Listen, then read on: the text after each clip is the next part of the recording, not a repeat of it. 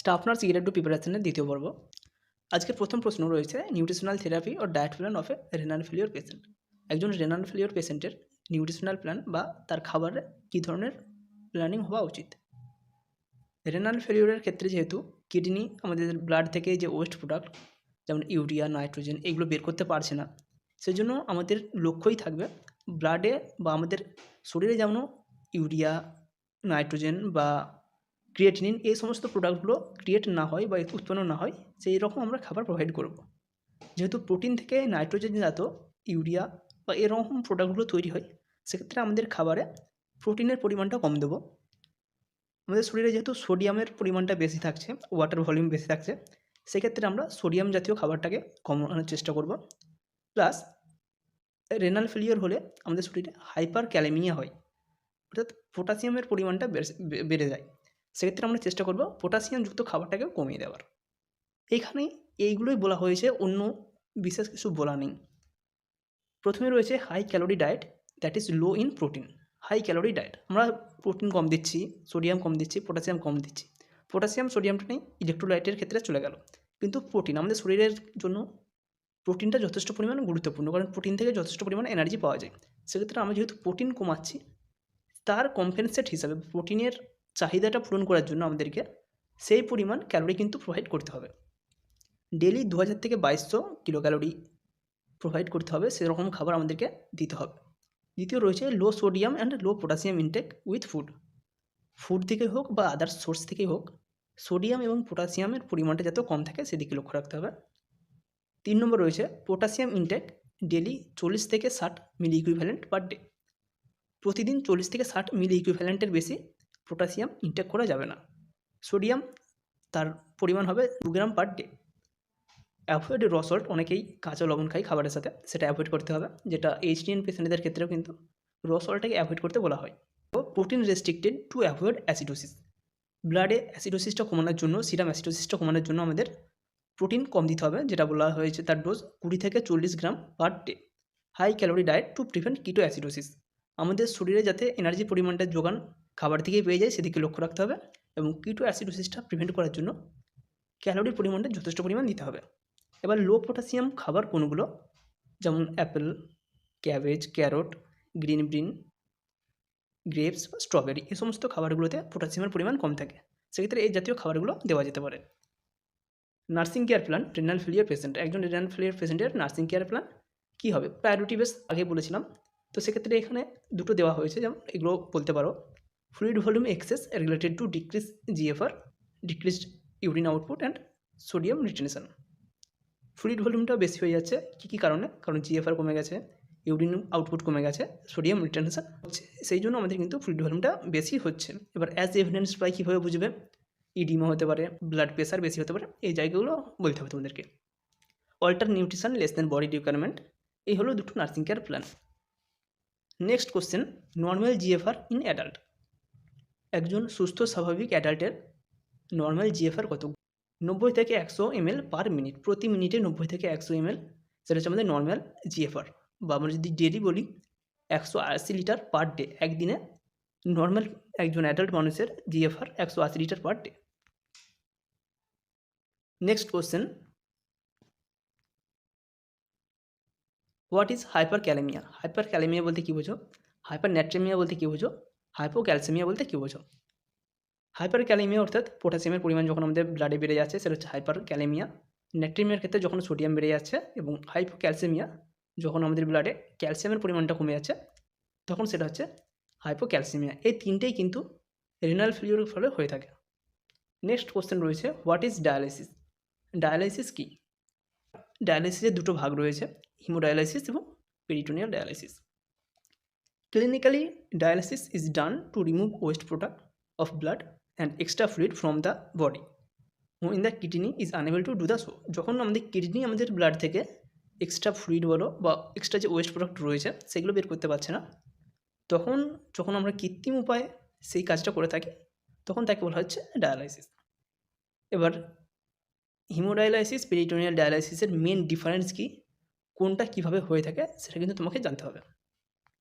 Goal of dialysis, dialysis কেন perform করা হয় বা ইম্পর্টেন্ট অফ ডায়ালাইসিস। কোশ্চেন ধরা হয়, প্রচুর ক্ষেত্রে ধরা হয়েছে, কেন আমরা ডায়ালাইসিস করব, ডায়ালাইসিস না করলে কী হতে পারে। ডায়ালাইসিসের 4টে মেন সুবিধা রয়েছে। Remove and product of protein, যেটা ইউরিয়া, ক্রিয়েটিনিন, এগুলো হচ্ছে এন্ড প্রোডাক্ট প্রোটিনের। এগুলোকে আমরা বের করতে পারি ডায়ালাইসিসের মাধ্যমে, সেটা পেরিটোনিয়াল ডায়ালাইসিস হোক বা হিমোডায়ালাইসিস হোক, দুটোর ক্ষেত্রে কিন্তু একই। মেনটেন সিরাম ইলেকট্রোলাইট ব্যালেন্স, ইলেকট্রোলাইটের ব্যালেন্সটা মেনটেন করতে পারি। কারেকশন অফ অ্যাসিডোসিস, যেগুলো অ্যাসিডিক হয়ে যাচ্ছে যে ব্লাডটা, সেটা কিন্তু আমরা ডায়ালাইসিসের মাধ্যমে রেকটিফাই করতে পারি। Removal of excess fluid, fluid বেশি পরিমাণ হয়ে গেলে সেটাকে আমরা বের করতে পারছি ডায়ালাইসিসের মাধ্যম দিয়ে। এবার অসমোসিস কি, ডিফিউশন কি, কোশ্চেন করা হতে পারে। এই যে ডায়ালাইসিসের প্রসেসটা, এটা কোন নীতি বা কোন নিয়ম মেনে হয়ে থাকে। 3টে ভাগে হয়ে থাকে, অসমোসিস, ডিফিউশন এবং আলট্রাফিল্ট্রেশন, এই 3টে মাধ্যমে ডায়ালাইসিস করা হয়ে থাকে। অসমোসিসের ক্ষেত্রে কম কনসেন্ট্রেট জায়গা থেকে বা কম্পার্টমেন্ট থেকে যখন বেশি কনসেন্ট্রেট কম্পার্টমেন্ট রয়েছে, সেই জায়গায় যখন কোনো মলিকুল ট্রান্সপোর্ট হবে বা চলে যাবে, তখন সেটা হবে অসমোসিস। ডিফিউশনের ক্ষেত্রে বেশি কনসেন্ট্রেট কোনো ফ্লুইড বা কম্পার্টমেন্ট থেকে যখন কম কনসেন্ট্রেট কোনো কম্পার্টমেন্টে ফ্লুইডের বা মলিকুলার যাতায়াত হবে, সেটা হচ্ছে ডিফিউশন। ডায়ালাইসিসের সময় যে ফ্লুইড ইউজ করা হয় তার নাম কি। ডায়ালাইসিস করার জন্য যে মেশিনটাকে ইউজ করা হয় তাকে বলে ডায়ালাইজার, এবং যে ফ্লুইড ইউজ করা হয় সেটা হচ্ছে ডায়ালিসেট। হিমোডায়ালাইসিসের জন্য ভাস্কুলার অ্যাক্সেস কেন করা হয়। যাদের ডায়ালাইসিস হয়, যে সমস্ত পেশেন্টদের, তাদের দেখবে গ্রাফটিং করা রয়েছে বা ফিস্টুলা করা থাকে। তো কেন করা হয় এটা? যখন কোনো পেশেন্টের ডায়ালাইসিস হয়, তার যদি হিমোডায়ালাইসিস হয়, তার কিন্তু সপ্তাহে 3বার বা 4বার পর্যন্ত ডায়ালাইসিস করা হতে পারে। সেক্ষেত্রে একই ভেনকে যদি আমরা বারবার পিক করি, সেক্ষেত্রে ভেনটা নষ্ট হয়ে যাবার চান্সটাই থাকে। সেক্ষেত্রে যে সমস্ত পেশেন্ট ক্রনিক রিনাল ফেলিওরে ভুগছে বা তাদের 3 থেকে 4বার করে সপ্তাহে ডায়ালাইসিস করার প্রয়োজন রয়েছে, তাদের ক্ষেত্রে একটা আর্টিফিশিয়াল গ্রাফটিং করা হয়।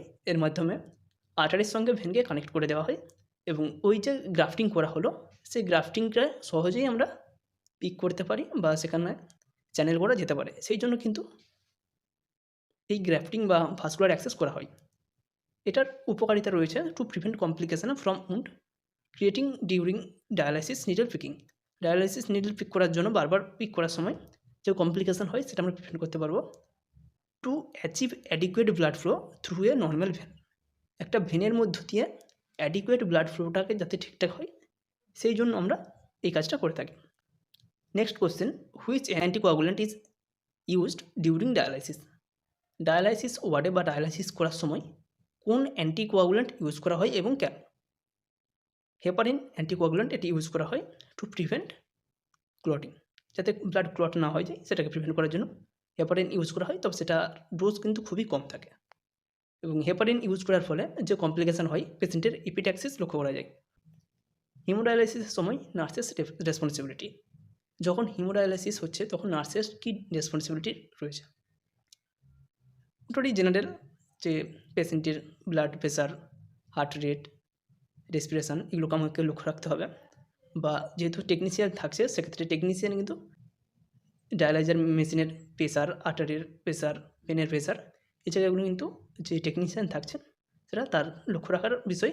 যদি বা নার্সের ক্ষেত্রে এগুলো লক্ষ্য রাখতে হয়।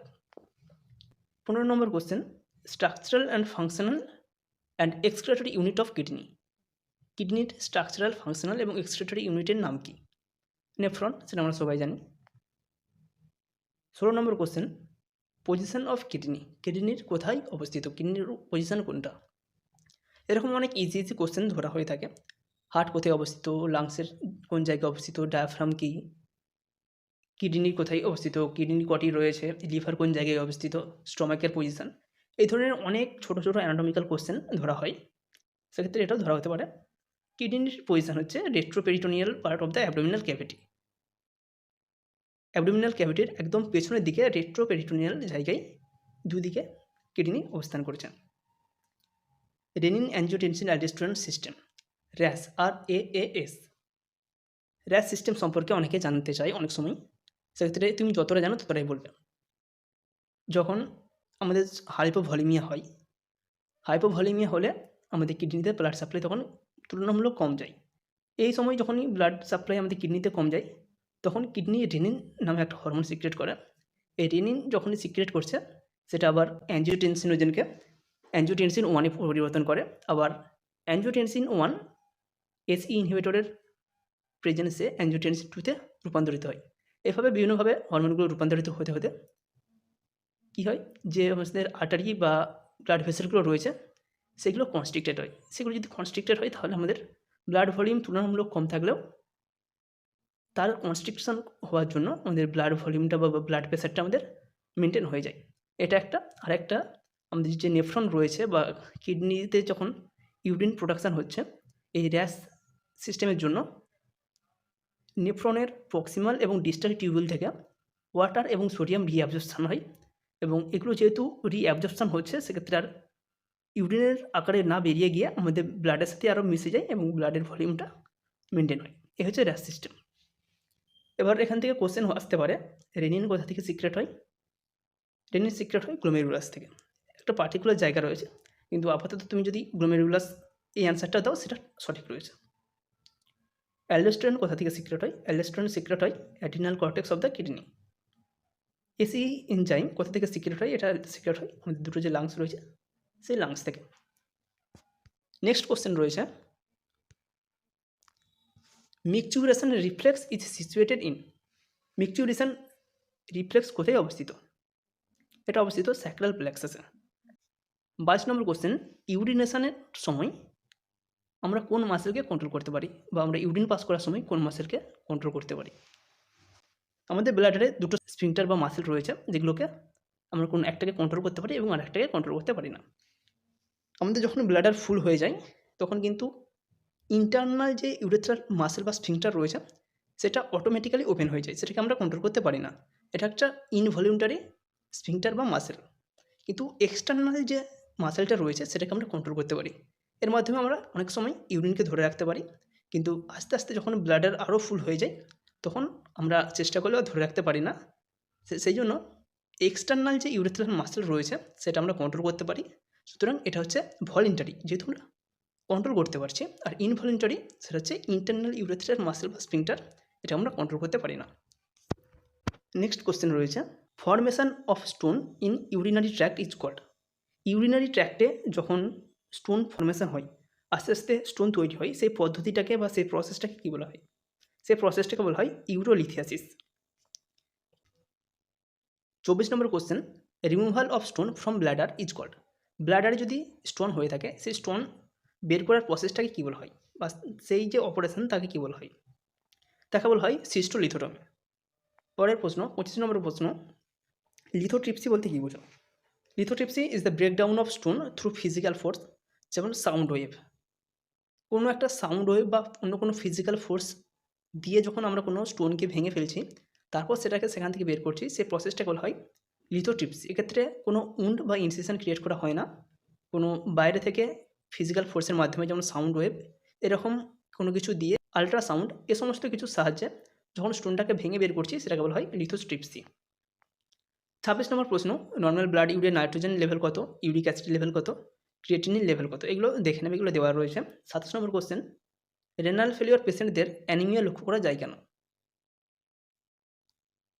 আমরা জানি যে বিভিন্ন ব্লাড সেলগুলো রয়েছে তার মধ্যে আরবিসি প্রোডাকশান করার জন্য এরিথ্রোপয়েটিন যে হরমোন রয়েছে সেটা কিন্তু রেসপন্সিবল।